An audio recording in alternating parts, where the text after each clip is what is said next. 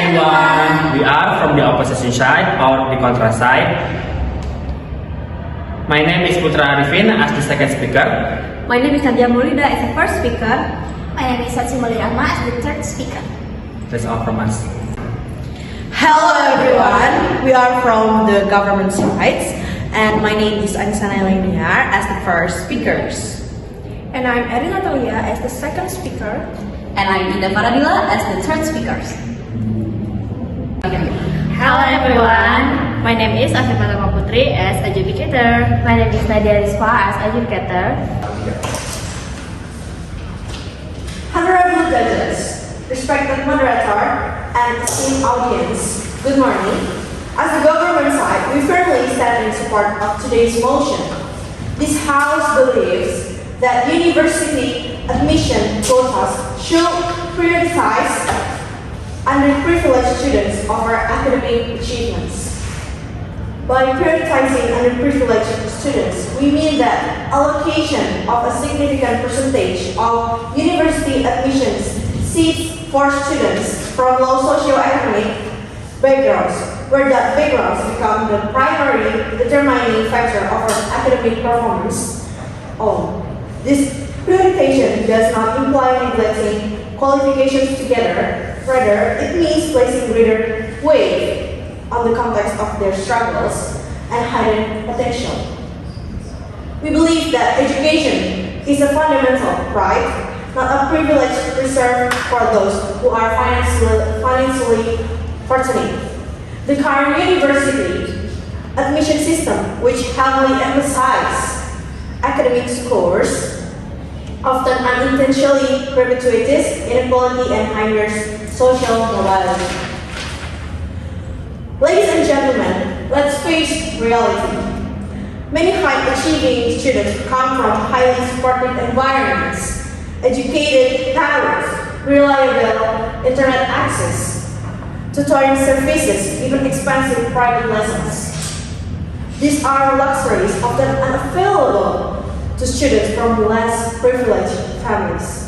These students may have to work part-time to help support their families, have limited access to learning resources, or be unable to afford books or additional courses.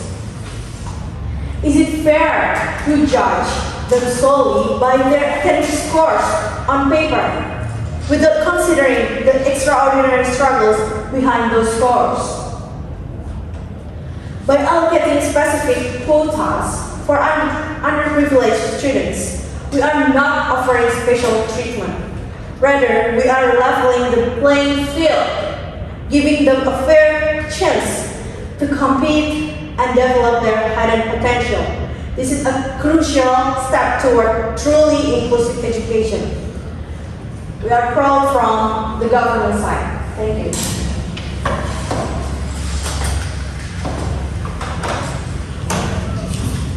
Honorable judges, respected moderator, and esteemed audience, good morning.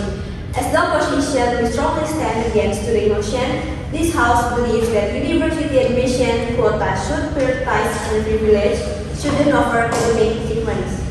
We believe that university admission should be based primarily on academic merit, not background. While we fully recognize the need to support underprivileged students, the solution is not to empower those students to compete fairly. The government defines prioritization as placing more weight on social background than academic performance. We reject this idea. University admission must reflect capability and readiness to succeed academically. Quotas based on background over achievement risk admitting students who may not be prepared, ultimately setting them up for failure.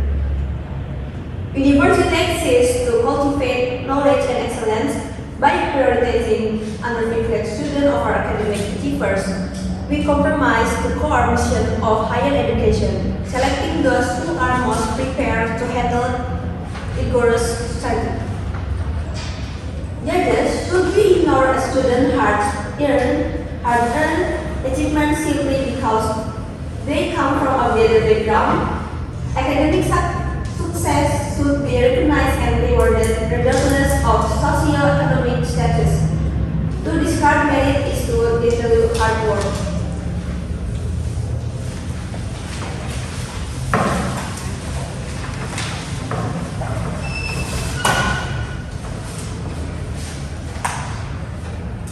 Honorable judges, moderator, and esteemed audience, I'm proud to continue my argument. We firmly uphold our position that the university admission quota should prioritize underprivileged students over academic achievement. The leader of opposition mispresents our motion, claiming we're lowering standards. That false. Our policy isn't about discarding academic achievement, but it's about providing merit to include the incredible resilience and potential of underprivileged students. The rule of dropout first comes from a system that denies opportunities. Universities shouldn't be ivory towers, but should be agents of social change. When university admits students based socially on pure academic achievement without considering social background, we indirectly reinforce cycle of poverty and social inequality. The rich get richer, and the poor struggle to break out the cycle. This is not just an individual issue; it's a structural problem that threatens nation social cohesion. A 2022 report by the External Research Institute in Indonesia has found that while economic growth has reduced poverty, disparities Just point of information from opposition. Isn't it unfair to let a lower performing student over a student who was worked hard and earned high scores just because of their background? Okay, that's a valid concern, but the solution is not about to compromise academic standard. Instead, we should expand the university support system like scholarships, tutoring, or improve access to quality secondary education so that underprivileged students are academically ready to compete fairly. So empowerment, not favoritism, is the key to true fairness. By opening access to higher education for the underprivileged, we directly enable significant social mobility. University graduates from the background secure better jobs, improve their families, and contribute to the economy. Education is not about the smart graduates, it's a long-term investment in transforming lives, building families, and fostering a just and successful country. Honorable judges, there are many students from underprivileged groups who have exceptional potential. They are often highly resilient, creative in solving problems with limited sources, and demonstrate remarkable perseverance when faced with life challenges.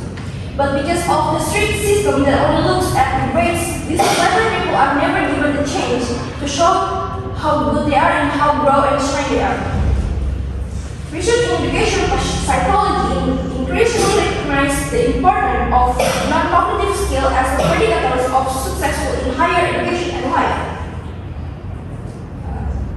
Students from challenging backgrounds frequently develop skills with a high thinking. Dr. Angel Danforth's work on grit is a prime example.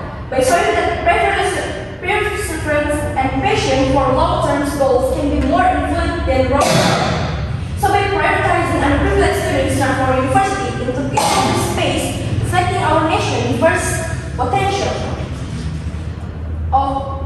We are not lowering the educational standards, but broadening the definition of potential and intelligence to include spirit, struggle, and growth beyond just grades. Therefore, we strongly believe that this motion is a crucial step towards a fairer society. Thank you.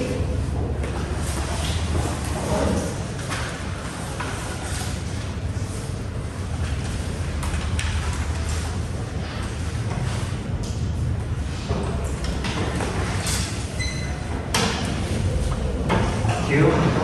I am from the speaker 2 from the contra team, from the opposition team.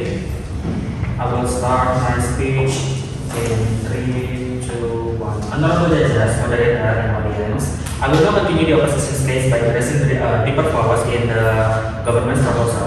First, I would like to deliver my rebuttal. First, the government says that this motion empowers the poor and creates fairness, but in reality, it is a quick fix that ignores the root problem. Judges, lack of access to quality education at the earlier stage, like elementary and high school, but the university, the system should reward readiness, not complaints or not compensate for past injustice in a way that restores academic standards.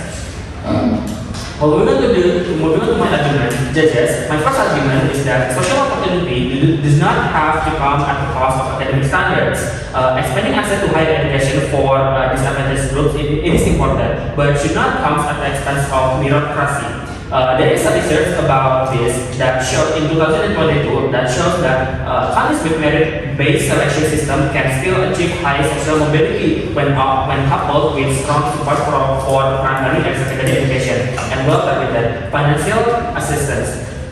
This means that the long-term solution is to improve the foundation of education, not lower university entry standards. Moving on to my argumentation.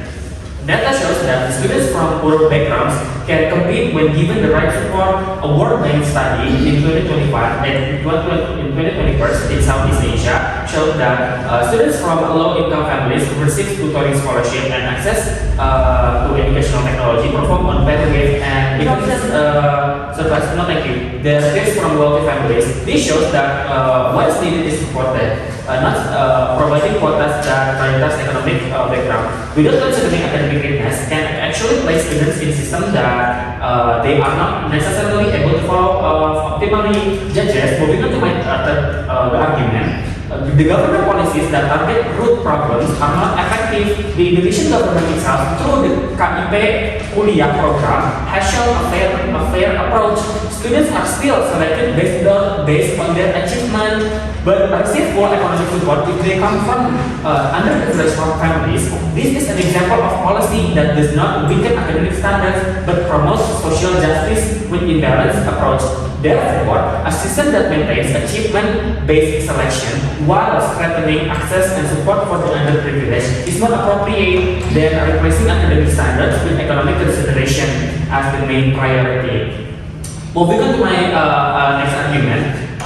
First, we do not deny that students from disadvantaged background have extraordinary potential, including perseverance, creativity, and resilience. However, judges, such potential cannot be the sole basis for college entrance. Selection is not accompanied by adequate academic preparation. Universities are academic institutions. Judges, you need to know that universities are academic institutions that require certain standard of the students' higher thinking.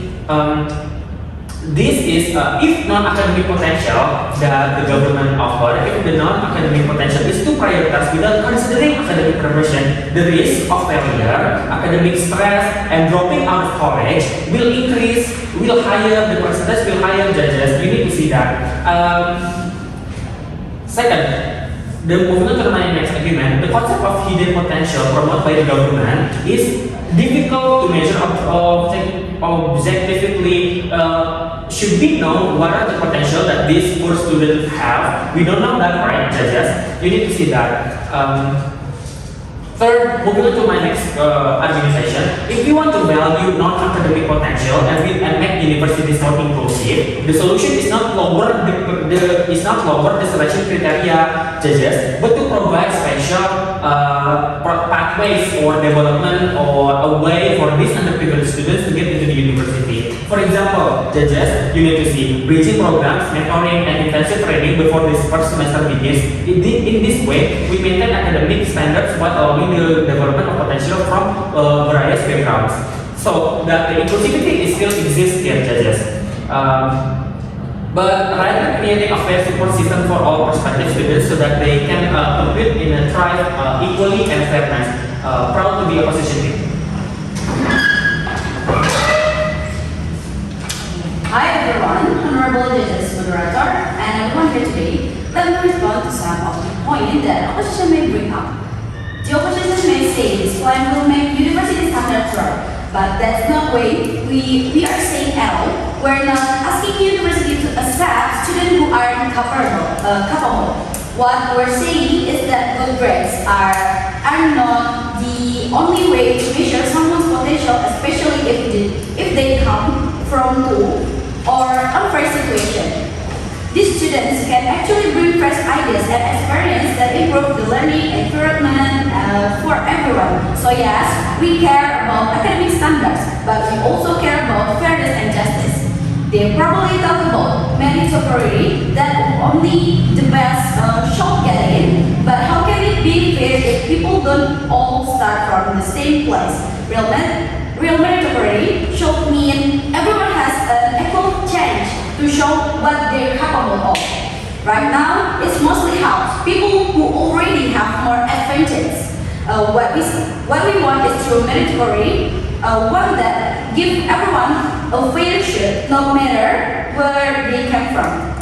Some may say, hey, this isn't fair to students who work hard and done well. But think about it, isn't more unfair when a brilliant student from a poor background can even apply because they didn't have access to good schools or support. We're not taking anything away from successful students. We're just giving a chance to others who've been left off for too long. First, we're standing up for fair access to education. We're not giving handouts. We're opening doors for people who've been blocked by a unfair system. Second, this policy helps fight long-term inequality. Education helps people move up in life, and when more people are success, our whole society benefits. Third, there's so much hidden talent out there. If we only look at these scores, we will miss amazing people who could do great things, but both at university and in the real world. At the end of the day, this isn't about lowering the bar, it's about lifting people up. It's about recognizing all kinds of intelligence, not just what shows up on paper. A smart and strong country is one where everyone gets a fair chance to grow and success no matter what they came from. That's why we are proud to be support this motion. Thank you.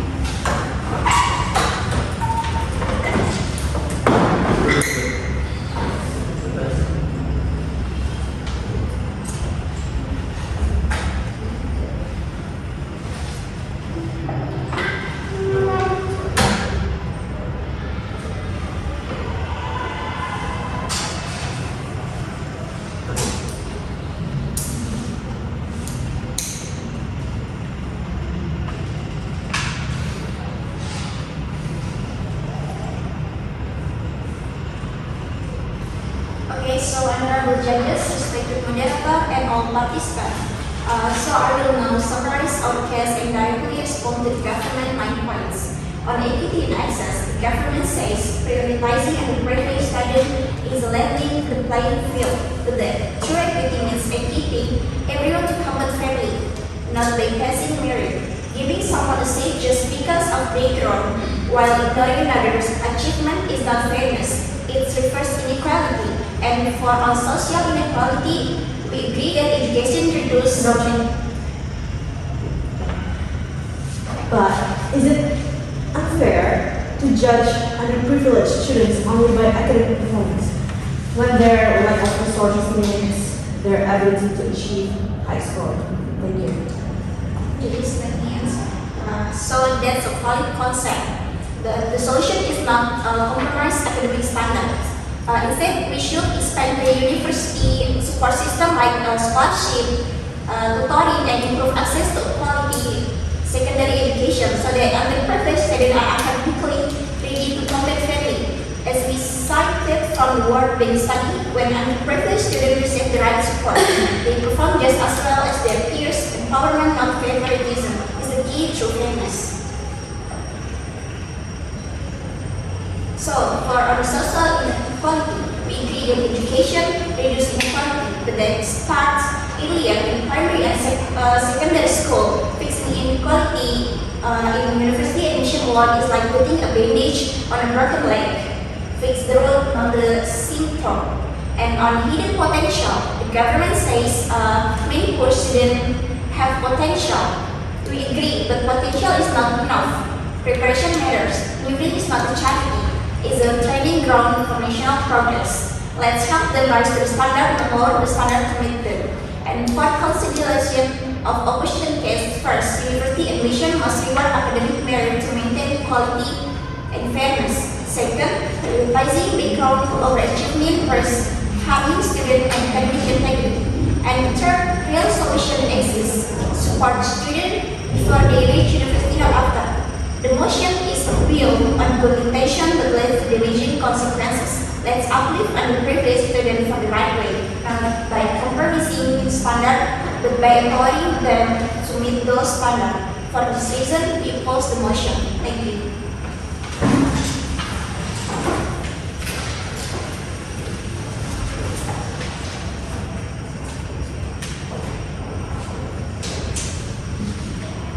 Okay, now let us discuss the result.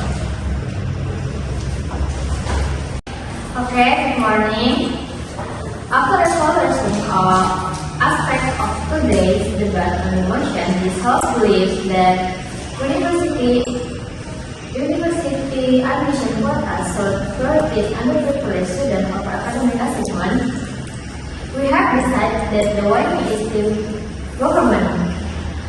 Reason for decision is the first matter.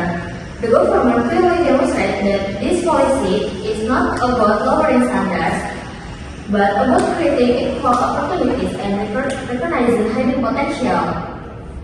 Their argument had long-term social impact and were supported by relevant evidence. And the second is manner. Both can spoke clearly and confidently, but the government was more persuasive and emotionally complete. And the last is method. The government showed strong consistency, teamwork, and strategy to the cause through the debate. And the conclusion is the government effectively proved that prioritizing underprivileged students is an act of social justice and a national investment. Therefore, they are declared the winner of today's debate. Thank you.